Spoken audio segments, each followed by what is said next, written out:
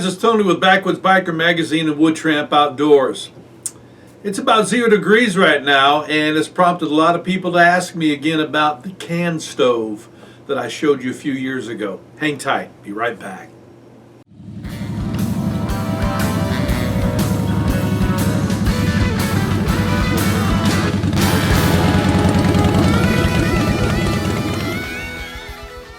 All right, guys, welcome back.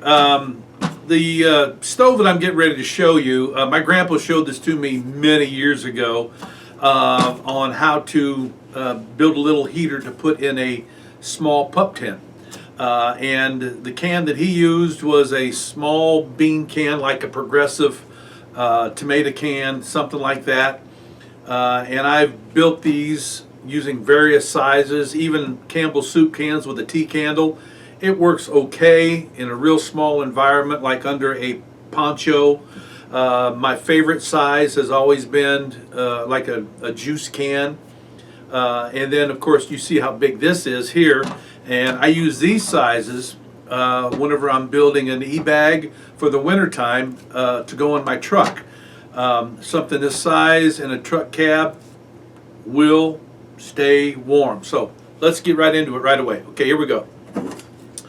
All right, I always keep this because I store everything for the heater inside the can itself, all right? And in here you're gonna find the base, you're gonna find the candle, and I always make sure there is some type of lighter in there. This happens to be a Bic lighter.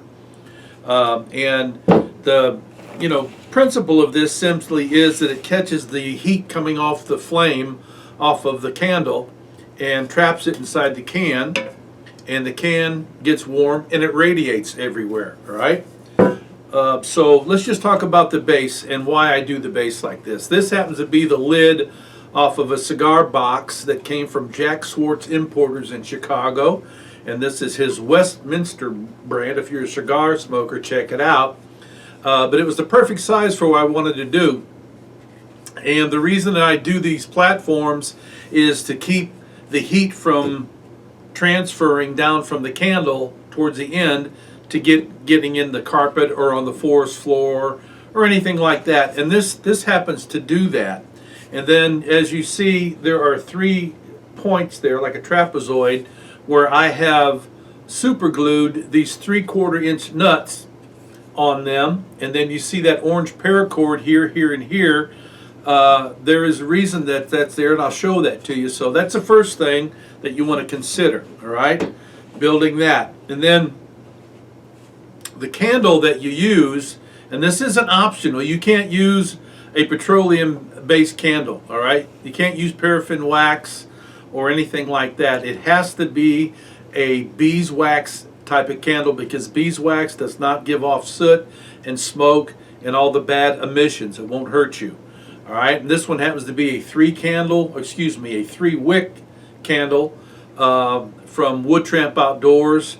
And I can't tell you what these sell for, but they are a 12-hour candle when you use just 1 wick. And you can see it's been burning here, but this goes right in the middle of that. And then when you light it,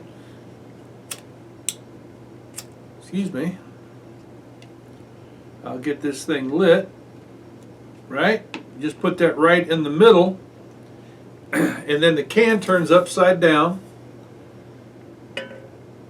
and you can see where the paracord keeps the can from moving around. That's all that's for. And already I feel the heat, okay? It'll take about 5 minutes for this to start throwing heat out the side because it radiates from the top on down as it's heating, okay? So that's basically it here, and this candle will burn for 12 hours. That is the optimum. I can tell you that inside of a truck, when it's 0 degrees outside, with a can like this, you're going to be able to keep your cab warm at about 65 to 70 degrees in there. It depends on the candle. It depends on the can. And the small soup can, that's not big enough, but a juice can would do it. This just happens to do it a little bit better. So get out there and make yourself a candle heater like this. They're very, very easy. You can use these not only in a vehicle, but you can use them in your shelters. You could use it in your house for a heat source in a small room if necessary. But again, you got to use the beeswax candles. All right. So thank you for the question, and thank you for watching. And if you're not a subscriber, hit that subscribe button down there. And when you do, you'll be put in our monthly database for free gear. So until next time, you guys ride free, you live free, stay warm when it's the winter out there.